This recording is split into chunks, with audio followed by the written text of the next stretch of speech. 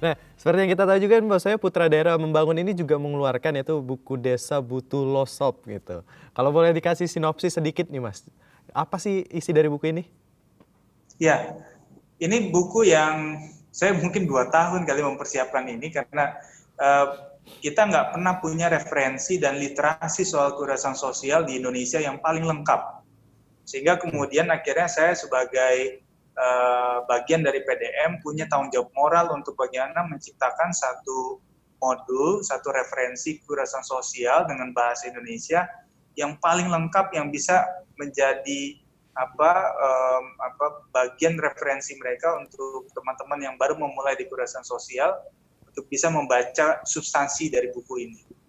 Buku ini bicara tentang bagaimana sih kekerasan sosial secara harfiah. Lalu kemudian Oke. dia bicara tentang bagaimana membangun satu branding komunitas. Dia bicara soal bagaimana membangun badan hukum komunitas dan lembaga badan usaha milik desa. Lalu biasanya aparat desa itu suka ada keluhan tentang bagaimana menyusun peraturan desa. Lalu kemudian Oke. kita juga menjelaskan gimana sih yang benar membangun sebuah regulasi di tingkat desa, karena tanpa regulasi maka dia akan menemukan masalah hukum kalau mengeluarkan satu kebijakan tanpa aturan hukum, tanpa payung hukum.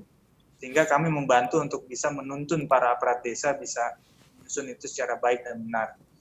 Lalu kita juga mengajarkan bagaimana sih membangun, kalau orang biasa ada design thinking, design action, kita justru sudah moving ke namanya design sprint, ya, di semacam metodologi untuk membangun cara bekerja kita yang lebih sistematis. Ada banyak sekali, ada geopreneur dan seterusnya yang kemudian ada di dalamnya. Kita kebetulan sedang pre-order, Mas. Oke. Rencana di Juli ini, tahun 2020, buku ini akan terbit. Dan kita beruntung karena akan didistribusi oleh Gramedia dan diterbitkan oleh KPG, gitu ya. Dan sudah di-endorse oleh berbagai macam tokoh nasional, termasuk Mas Andi F. Noya, ada Kang Emil, Gubernur Jawa Barat, ada Pak Profesor Nurdin Abdullah, Gubernur Sulawesi Selatan, ada Bang Sandiaga Uno, ada mantan Dirut TVRI, Helmi Yahya, dan seterusnya. Jadi tokoh-tokoh ini yang kemudian percaya betul, termasuk Pak Menteri Desa, bahwa buku ini akan membantu proses pengembangan komunitas dan kelembagaan desa di Indonesia. Amin amin amin. Jadi saya nggak sabar juga, saya pengen juga jadi baca bukunya nih Mas.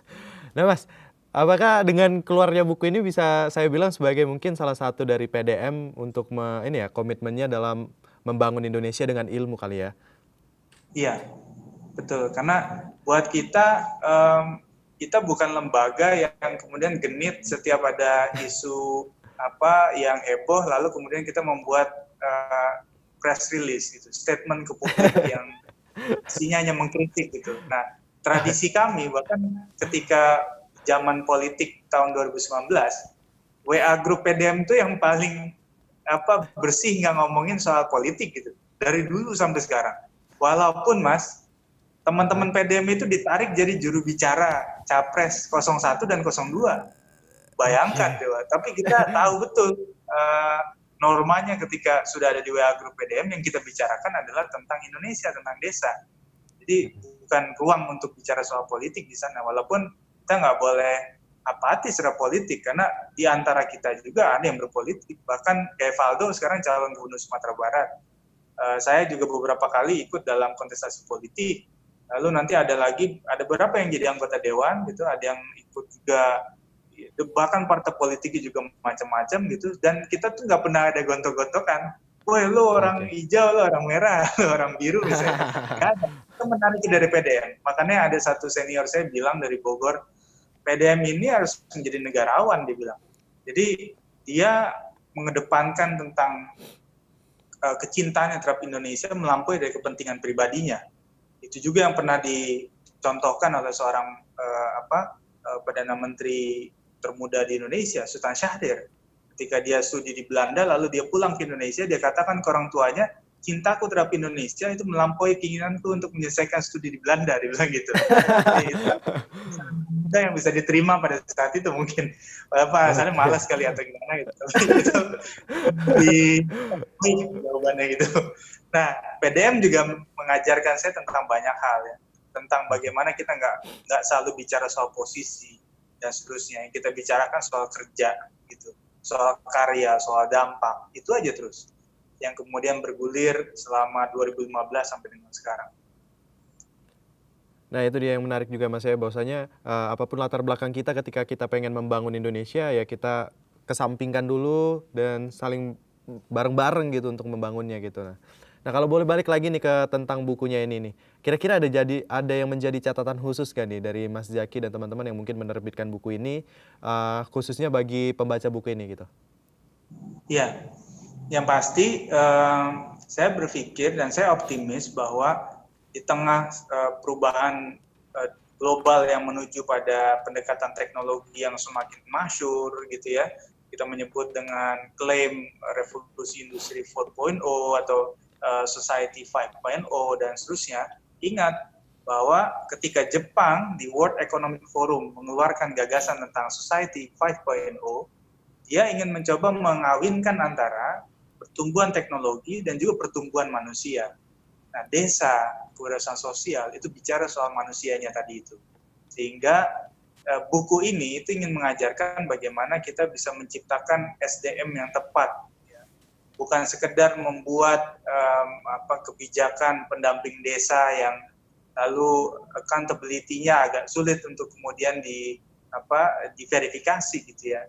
Tapi kita berusaha untuk bagaimana menciptakan banyak sekali orang-orang yang mau mendampingi desa, tidak perlu dia ada di dalam sistem pemerintah, tetapi dia secara organik tumbuh, mengembangkan, bahkan tidak terlibat dengan urusan dana APBD, APBN, dia membangun kemandirian ekonominya, sehingga kemudian dia bisa menunjukkan pada negara, aku bisa loh, tanpa dana kalian tuh bisa memberdayakan orang sekian banyak, menciptakan satu ekonomi kreatif, dan seterusnya. Nah, kalau itu kemudian bisa tumbuh, direplikasi, dibesarkan, diakbarkan, maka saya optimis sekali ketika kemudian 74.000 desa ini ketika dihubungkan kekuatannya itu akan mampu seperti apa yang disampaikan oleh Hatta. Indonesia tidak akan terang hanya karena obor besar di Jakarta, tapi Indonesia baru akan terang karena lilin-lilin di desa. Nah, ini yang menurut saya menjadi message penting dari isi buku ini untuk disampaikan kepada kita semua, para pembaca nantinya gitu. Oke, menarik sekali Mas ya. Nah Mas, kalau kita berbicara tentang PDM ini juga kita bersinggungan dengan anak muda nih. Gimana sih Mas Zaki melihat anak-anak muda saat ini, pasalnya kan generasi milenial dan juga post milenial yang notabene menjadi tulang punggung pembangunan Indonesia nih. Sudah termakan oleh obsesi hidup di kota-kota nih Mas. Kalau Mas Zaki sendiri ngelihatnya gimana? Ya, saya tuh menarik ya, ketika pertama kali jadi dosen di BINUS, itu umur 25 tahun waktu itu. Saya nggak lama kemudian mengusulkan ke BINUS, kita bikin namanya BINUS Bangun Desa, saya bilang gitu. Dan saya nggak nyangka, karena saya waktu itu juga nggak tahu ruangan Komdev sama TFA itu ada di mana. Soalnya ada di basement di anggrek. Saya ketemu Karena dia terpojok ya Mas ya, tersudut. Saya ngobrol, saya ajukan BINUS Bangun Desa. Apa itu BINUS Bangun Desa? Saya jelaskan lah. Saya tawarkan bekerja sama dengan yayasan saya, Rumah Imperium. Lalu dikirimlah mahasiswa dan dosen dari hukum, dari arsitektur, dari bisnis, itu pergi ke Sumedang waktu itu. Kita bikin beberapa pilot project ya, taman desa, proyek desa, dan seterusnya. Dan saya melihat bahwa ternyata anak-anak BINUS yang kalau image-nya di luar itu, wah ini anak-anak borjuis gitu ya. Kayak jauh dari lingkungan yang kotor, yang jorok gitu ya. Apalagi bicara desa. Seterusnya. Tapi ternyata mereka bisa menciptakan karya sampai ke pelosok desa. Dan ternyata BINUS Bangun Desa itu dimasukkan dalam programnya itu Greater Nusantara. Jadi di usia 35 tahunnya BINUS, berarti 5 tahun yang lalu, itu BINUS Bangun Desa dimasukkan ke dalam sana. Bahkan ketika saya baru pulang dari New York, dari Amerika, saya balik ke Indonesia, lalu kemudian saya dapat penghargaan dari Pak Rektor tempo hari, Dan Pak Wakil Rektor bidang kemahasiswaan Komdev itu pidato di depan, dan dengan big screen-nya itu di kampus Anggrek saya menyaksikan betul dia tampilkan Binus Bangun Desa di sana. Itu jadi program pengabdian masyarakatnya, dosen-dosen terutama yang berkolaborasi dengan mahasiswa. Artinya kalau misalnya kita hari ini tetap butuh misalnya mencari nafkah di ibu kota, silakan, bisa secara paralel. Anda bekerja di Jakarta, mencari gula, lalu gulanya Anda tabur di desa-desa, gitu ya. Lebih canggih lagi, Anda bikin pabrik gulanya di desa-desa. Gula di desa ya. Sehingga sebelum menyemut ke ibu kota, orang cukup saja menyemut di desa-desa. Dia hidup dengan ekonomi yang dibangun di setiap desa, sehingga tidak lagi orang harus sibuk datang ke kampung rambutan untuk tiap minggu bolak-balik dari Jakarta dan ke Jawa Barat dan seterusnya gitu, atau naik pesawat dan seterusnya. Nah, itu cara-cara yang bisa kita lakukan.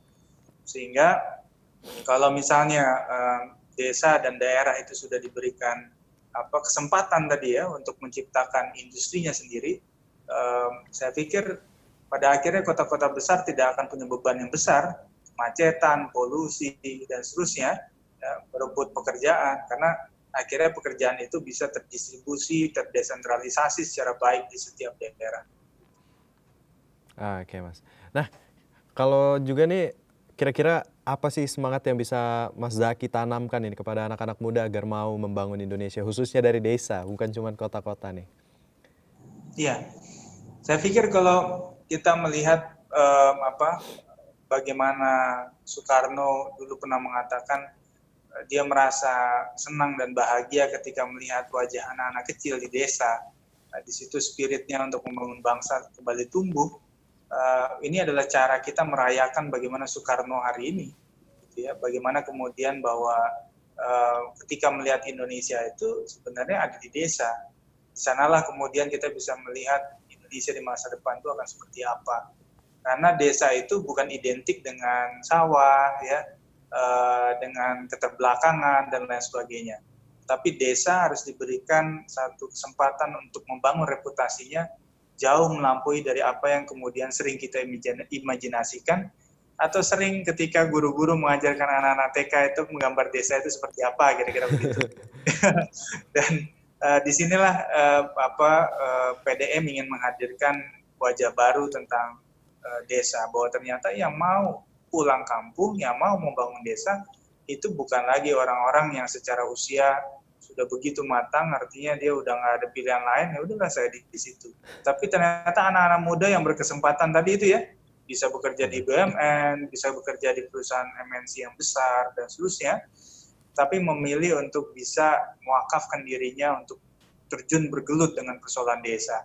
Dan ternyata itu tidak membuat dirinya itu menjadi terbelakang dan tertinggal dibanding dengan teman-temannya mengambil kerja di BUMN dan seterusnya.